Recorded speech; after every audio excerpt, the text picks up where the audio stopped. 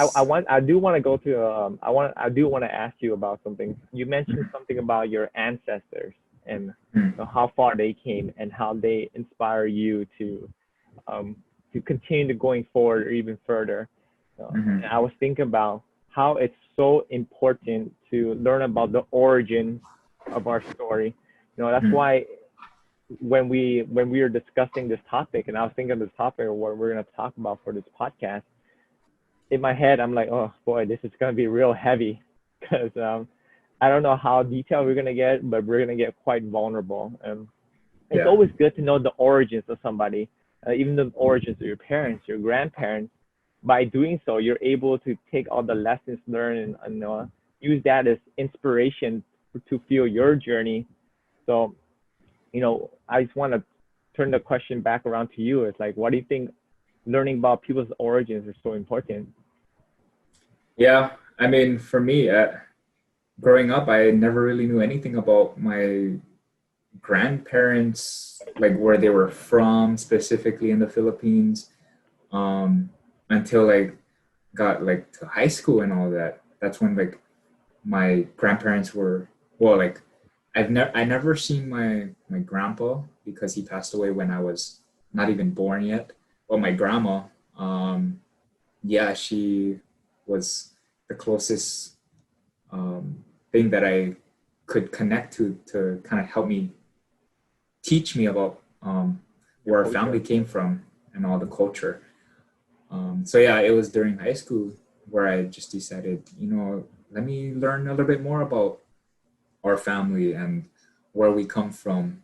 Um, and yeah, so I mean, at that time too, like I think in college, that's when I started college. That's when I started getting deeper into questions about um, my family and the origin of yeah of everything. And at that time, my grandma wasn't in the best health condition as well. Mm-hmm. So I was living on Oahu that time, and my grandma was on the Big Island. Um, so yeah, I would constantly call her and also visit her whenever I had a break and all that. So yeah, it's super important because yeah, you get a glimpse or understand a little bit more about the struggles that they've been through, and also get to learn more about what took them, how long it took them, and yeah, just what inspired them to make that big jump from the Philippines over to America.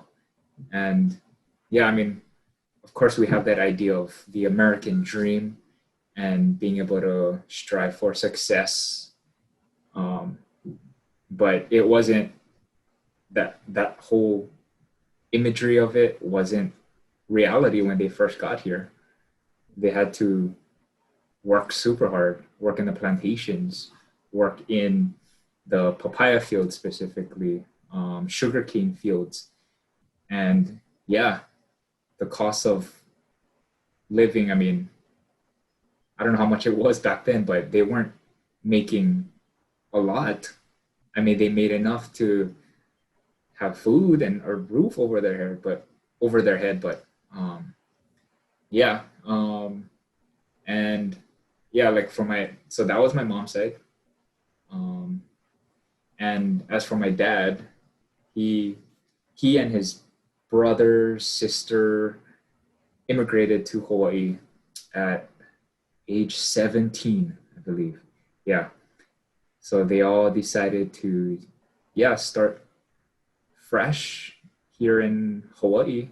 Um, Same with um, my grandparents worked in the plantations and um, yeah, getting just getting paid enough to survive and all that.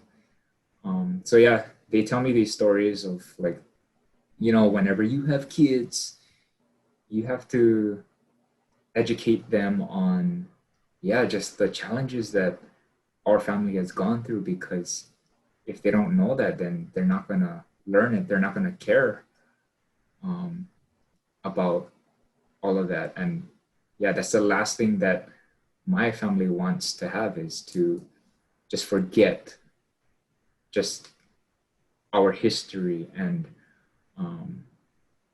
yeah, I mean, I don't know about this generation, this younger generation today, whether or not they're, because I mean, at a young age, when I was young too, I wasn't interested. I was just like, oh, I'm Filipino, that's it. But you know, along the way, it kind of hit me hard. Just yeah, whenever I seen like a lot of my family members get older and older, that's when I kind of realized, like, hey, Kenny, it's time, you gotta learn where you come from. And I had like all my aunts, my mom, dad tell me, hey, you better go ask them these questions now because it might be too late, and um, all of that. And I guess, I mean, it's kind of like it's a little bit sad story, but um, it ties into this idea of learning your origin, your family origin. So like, I mean, I guess one of my aunts passed away on my dad's side. So my dad's sister passed away. And I mean, I knew that they came from Narvacan, Philippines, but I guess I was asked, like, when my aunt passed away, if I could write the eulogy for my aunt. So um, that really like hit me as well, because it was a sad moment, but at the same time I was learning more about who she was and who my family was, or who my family is, and just yeah, get a small glimpse of what they've gone through. And yeah, I mean, may them less rest in paradise. But yeah, it's just not finding, but just taking the opportunity to ask questions to your family, the older generation, and all of that. Because you got to have that knowledge, that understanding in your pocket wherever you go, because you're a reflection of your culture, and you're a reflection of your family, and you go through, yeah, these challenges, and you're gonna spend time to reflect on what they've gone through. And yeah, so I'm kind of getting mixed thoughts right now. It's like just Yeah, I definitely agree with what you said about, we're a reflection of our culture, and we're a reflection of our ancestors. We're a reflection of, you know, the people that have come before us. And just a quick story about, I wasn't born in America. I was born in Vietnam, right? And over there, the culture and the traditions and what's common there is completely different to America. So when I first immigrated to California, San Diego, I believe, I went to this I believe it was a preschool. Anyways, I didn't speak a lick of English. I didn't know any words. Maybe eat was like my favorite word, that's because that's the only important. thing I knew. Yeah. I like eat. And I would just like sprint to lunch. But anyways, like my mom would make me food, and then I would eat that food, right? And then like all the other kids, of course I didn't understand what they're saying, but I understand their gestures. They're like pointing and laughing at me, and at even though I couldn't understand them at that moment, I was I was angry at my culture. I was angry at my mom. It's like, why did you give this to me? And then all these kids are gonna ridicule me. They're gonna make fun of me. Mm. And throughout a couple years of my life, like when I came to Oahu, and then I went to high school and such, I had like a resentment towards the Vietnamese culture, because everyone would make fun of us, and they'll make fun of our accents. And my last name is extremely common amongst the Vietnamese community, so you would hear every single person butcher it, you know. But it wasn't until I think after college that like you said, I had a moment of realization is that am I gonna spend the rest of my life resenting my culture, where I'm from, the food, the people, the language, my last name, my heritage. And it became a life goal for me. Like, let's say, for example, if someone were to, say my name incorrectly, then I wouldn't get mad. I'll be like, oh, uh, thanks for trying, but here's how you pronounce it. And then I would educate them. People from different regions on the mainland, they pronounce it differently, but this is how I pronounce it. I made it a little bit easier for you. And then like when they ask me about recommendations for food, like other than pho and like summer rolls, here, try this, try this bông bò riêu. Next time we go to a Vietnamese restaurant, I'll introduce you. But there's different foods around different regions, like a lot of Vietnamese restaurants here, they're mostly based off of the South. But there's like delicious food up in the North, East, and the West that they haven't brought over to Oahu yet. Like going back to my story about just resenting the language and like when I was in public, when my parents or my brothers would tell me something in Vietnamese or ask me something in Vietnamese, I felt almost ashamed of like replying in Vietnamese because all these people would look at us weird, like we're speaking an alien language. And at that time, I kind of just gave up on like, learning more about the language. Of course, my listening is great, but my speaking and my writing is horrendous. I wish I could have stuck with it. And I could have learned more. I could pass it on to my kids.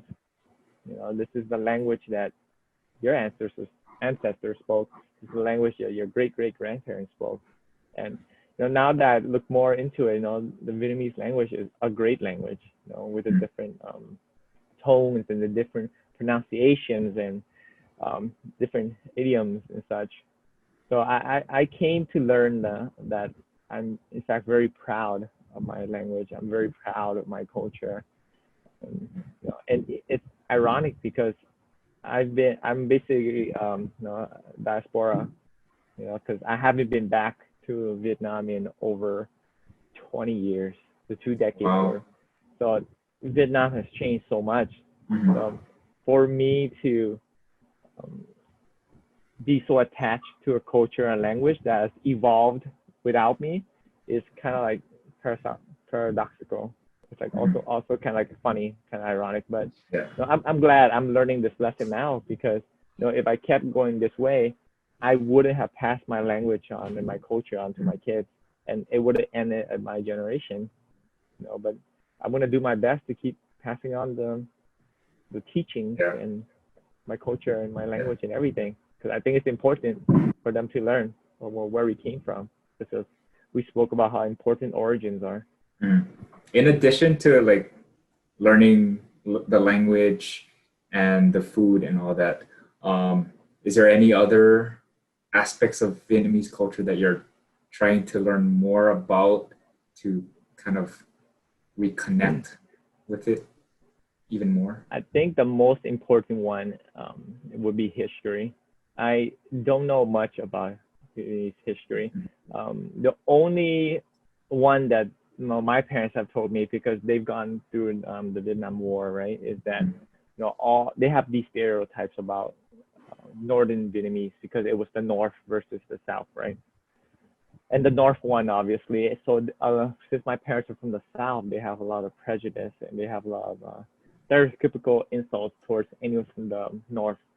So just a little bit more information on the north now. They do speak a different tone, and you can tell if someone speaks from them. Someone from the north speaking Vietnamese, because they have this like nasally tone to their voice, and it's a unique sound. But I don't know enough about the history. Like the only thing I know so far is like north is bad. But I do have some North Vietnamese friends that are like super awesome. They introduce me to their food, and then their parents are great too. So just like the history, we're learning in America, it's not enough. That's just what basically what the winners want us to learn. But I've learned that you gotta dig a little deeper to learn what happened before that, because apparently there was this king of Vietnam, and his last name was Nguyen, And that's why a whole bunch of people's name is Nguyen, because he made it a Yeah. decree to turn everyone's last name into Nguyen. If not, he would kill you. Mhm. So I did not know that. So I'm gonna continue learning more about history, because uh, history does repeat itself. So I I'm looking at the different causation and correlations with Vietnam right now compared to the past, and Mhm. we'll see where it goes. And hopefully one day I want to visit Vietnam and take a look at the relics of the past and the Mhm. history, and compare that with the future of Vietnam, and see where it connects, just like staying connected. Um, Yeah, but I'm super sad. I love learning about history, like the that is people. awesome. And when I do go back to Vietnam, I want to talk to these people. Like, you were there during the Vietnam War. Like, how was Mhm. it? This is what the books say. I want to hear your Yeah. experience. So, I mean, I really praise you for just, yeah, staying connected with your culture. I mean, through language and food and history. Yeah, history does play a huge role in understanding just everything that these people went through. And for me, I've never been to the Philippines. Or I get questioned that a lot too. Like, oh, so you're a Filipino? Have you been to the Philippines? mhm. That's an automatic question I get. But yeah, I've never been there. I I don't speak the language, but I'm starting to learn a little bit more about the language. I mean, you're inspiring me to learn it a lot more. And yeah, just talking to just other Filipinos on just the whole culture, and eventually one day I'll make a trip over to the Philippines, and yeah, probably do the same as you, like just walk around and ask people like, oh, so yeah, just anything, just Mhm. be curious and all that. Um, I mean, yeah, there's so many different islands that make up the Philippines and different dialects, all of that. So it'll be interesting to dive deeper into what exactly like my own family's Mhm. history is. So, and yeah, like the point that you made about the king and Mhm. your last name as well. It's yeah. I mean, I hear that last name frequently, and yeah, I know at least like five other people with that last name. So it definitely makes sense now with And the whole they'll tell you different ways to pronounce their names too. Mm, So see, no, that's interesting. mine is the shortest, it's the sweetest, and Yeah. I just like the way it sounds. Wow. Awesome.